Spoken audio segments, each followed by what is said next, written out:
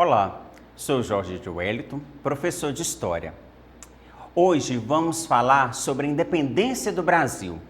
Vamos desmistificar os conceitos que nós aprendemos. Vamos desacortinar a nossa independência e mais a fundo.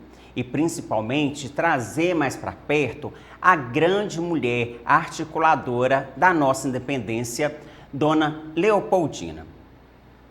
A independência do Brasil aconteceu em 1822, tendo como grande marco o Grito de Independência. Este foi realizado por Dom Pedro de Alcântara, às margens do rio Ipiranga, no dia 7 de setembro. Com a independência do Brasil declarada, o país transformou-se em um império, com a coroação de Dom Pedro I. Vale ressaltar a participação ativa de Dona Leopoldina, que adotou os nativos como seu povo e por isso é considerada a mãe dos brasileiros. Mesmo antes de termos essa identidade de pertencimento a esta terra, ela doava dinheiro aos pobres e via a escravidão como algo abominável. Lutou juntamente com os pais da independência, levando a causa brasileira às cortes europeias para reconhecerem a nossa independência. Foi a primeira mulher a ser chefe de Estado da América, ficando na regência do Brasil antes e depois do Grito do Ipiranga. Dona Leopoldina, uma princesa austríaca, ela casou por procuração com Dom Pedro I e veio para o Brasil. Ela era muito estudada e já tinha um contato muito grande com as cortes europeias, porque era filha de um imperador, um imperador austríaco, tinha tios reis também na Europa. Então a corte austríaca, ela tinha um vínculo educacional e cultural muito grande. Então por isso, quando ela chega ao Brasil, ela assusta, ela toma um susto, ela se assusta grandemente, porque o Brasil, mesmo com a corte europeia, com a corte portuguesa já instalada no Brasil, a vida cultural, educacional praticamente não existia. Então ela tem, o primeiro contato é um choque muito grande, um choque de culturas. E com isso ela vai se compadecendo com os pobres, principalmente com a causa escravista. A independência do Brasil, ela está diretamente relacionada com eventos iniciados em 1808, ano que a família real portuguesa, fugindo das tropas francesas que estavam invadindo Portugal, veio para o Brasil, mudou-se para o Brasil. A chegada da família real no Brasil ocasionou uma série de mudanças que contribuíram para o desenvolvimento comercial, econômico e, em última instância, possibilitou a independência do Brasil. Com a chegada da família real ao Brasil, o nosso país experimentou em seus grandes centros um grande desenvolvimento, resultado de uma série de medidas implementadas por Dom João VI, rei de Portugal. Instalado aqui no Rio de Janeiro a corte, o rei português autorizou a abertura dos portos brasileiros às nações amigas. Isso permitiu que o comércio entre os brasileiros e ingleses, como medida de destaque no âmbito econômico, fosse um fator preponderante para a economia. O Brasil deixava de ser uma colônia e transformava-se em uma parte integrante do reino português, que agora passava a ser chamado de Reino Unido de Portugal, Brasil e Algarves. Uma elevação do nome e da condição do Brasil. Essa medida era importante para o Brasil e tinha como objetivo principal evitar que o Brasil seguisse pelo caminho de fragmentação pelas causas revolucionárias. Com isso, a presença da família real no Brasil havia proporcionado grandes avanços, mas ainda assim demonstrava alguma insatisfação. Isso gerou acontecimentos como revoluções, a Revolução Pernambucana de 1817. A mudança da família real para o Brasil havia resultado em grande aumento de impostos e interferido diretamente na administração da capitania. A Revolução Pernambucana de 1817 foi reprimida violentamente e 3 anos depois de lidarem com ela, o rei Dom João VI teve de lidar com insatisfações também em Portugal, que se manifestaram com a Revolução Liberal do Porto de 1820. Portugal vivia uma forte crise, tanto política quanto econômica, em consequência da invasão francesa, e além disso, havia uma forte insatisfação lá em Portugal por conta das transformações que estavam acontecendo aqui no Brasil. Sobretudo com a liberdade econômica que o Brasil havia conquistado com as medidas de Dom João VI no ato das aberturas dos portos às nações amigas. Vamos fazer um adendo dentro da nossa aula aqui. O plano da transferência da corte portuguesa para o Brasil já tinha sido redigida há muitos anos antes de ter sido posto em prática em 1808. Os portugueses relutavam em transferir a corte portuguesa para o Brasil para não perder o status. Vamos imaginar hoje, nós brasileiros, vamos descobrir ou colonizar alguma região, alguma parte do planeta Terra. Nós aceitaríamos ou nós vamos aceitar transferir a nossa capital, as nossas instituições, o Banco Central, a Assembleia, o nosso parlamento, né, para essa nova terra? Os nossos políticos, os nossos empresários? Era a mesma preocupação que os portugueses tinham, e nem todos queriam vir para os trópicos, como era chamado o Brasil, ou o quinto dos infernos, por causa do grande calor que é o nosso país. Então, este plano ele já estava escrito, já tinha sido redigido em Portugal. Dom João VI só pôs em prática em 1808.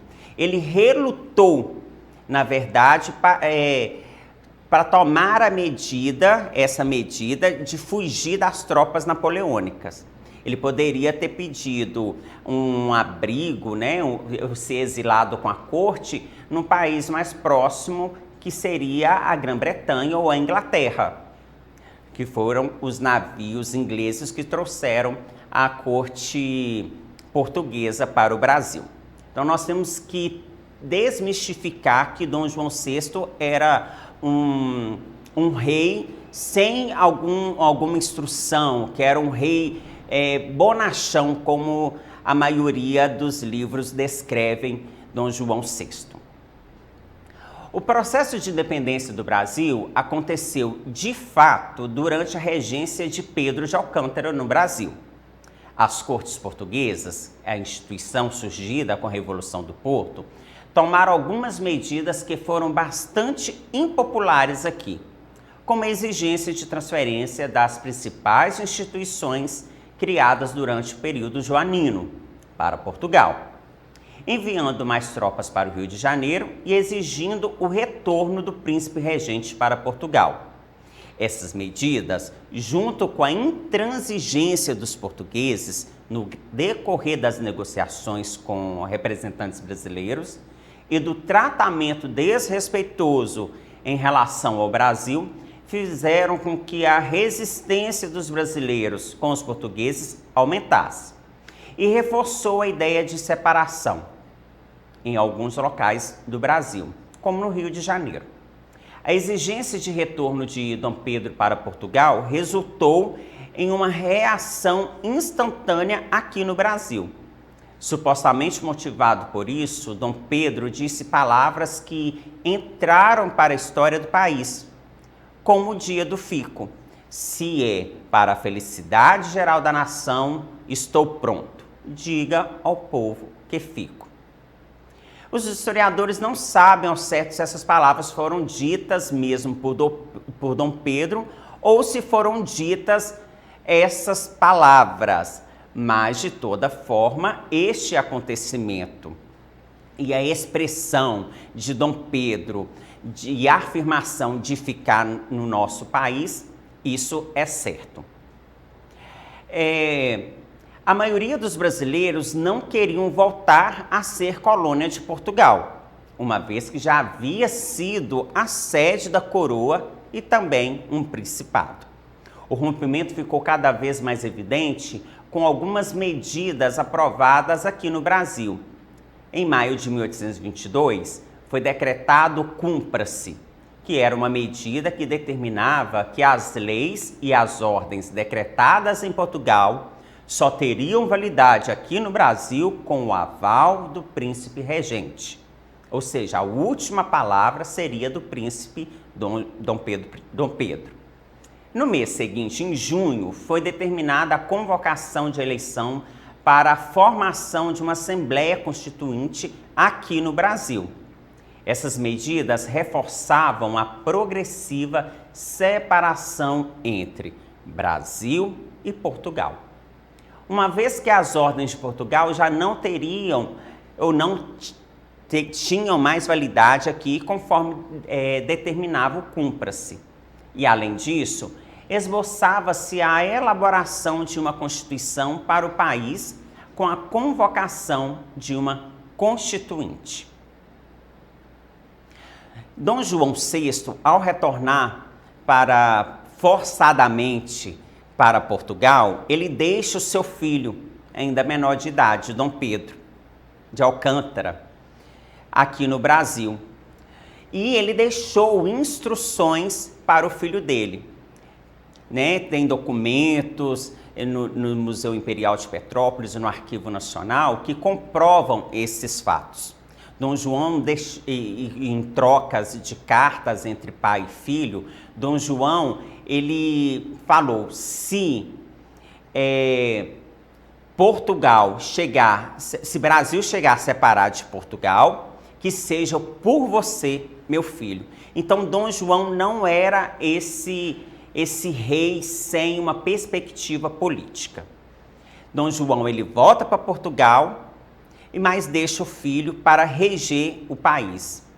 Dom Pedro começa a não aceitar as intransigências portuguesas e convoca uma constituinte para elaborar uma carta nacional para o nosso país, ou seja, leis para o nosso país. Diferentemente do que muitos acreditam, a independência do Brasil não foi pacífica. Com a declaração da independência, algumas regiões no Brasil demonstraram sua insatisfação e rebelaram-se contra o processo de independência. Eram movimentos não adesistas, isso é, movimentos que eclodiram nas províncias que não aderiram ao processo de independência no país. As causas da independência aqui no Brasil e as consequências do processo, isso podem ser mencionados: o surgimento do Brasil enquanto nação e a construção da nacionalidade brasileira, o estabelecimento da monarquia nas Américas e o endividamento do Brasil por meio de um pagamento de 2 milhões de libras como a indenização aos portugueses quando o Brasil já independente. Dona Leopoldina, a primeira imperatriz do Brasil, trabalhou incansavelmente para conseguir apoio à causa brasileira, como já foi dito, e foi a primeira chefe de Estado a governar um país independente na América. E também foi a primeira mulher ou a primeira pessoa a assinar a Carta de Independência, até chegar Dom Pedro das Margens do Ipiranga à corte, à capital do país, que era o Rio de Janeiro, a cidade do Rio de Janeiro. Podemos concluir que o 7 de setembro não encerrou o processo de independência do Brasil. Esse processo seguiu-se com uma guerra de independência e nos meses seguintes acontecimentos importantes aconteceram. como a aclamação de Dom Pedro como imperador perpétuo do Brasil, no dia 12 de outubro, e sua coroação aconteceu no dia 1º de dezembro, e se tornando Dom Pedro I, o primeiro imperador do Brasil. Também, hoje, nós temos a cor, a verdadeira cor da nossa bandeira, os significados do amarelo e do verde. O verde simboliza a família de Bragança, que é a família de Dom Pedro I, né? A família real portuguesa. Dom Pedro, para homenagear a mãe dos brasileiros e articuladora também da independência, trouxe o amarelo dos Habsburgos, dos imperadores austríacos, da família de Dona Leopoldina, para a bandeira do nosso país. Então, esses são os verdadeiros significados do verde e o amarelo. E para acessar a nossa plataforma SMED GV, aponte a câmera do seu celular para a imagem do QR Code que aparece aqui no canto da tela. E se inscreva também no nosso canal do YouTube SMED GV. Deixe um like lá para nós. A nossa aula hoje termina com uma pergunta. Somos um povo livre em pleno século XXI? Pense nisso. Uma ótima aula a todos.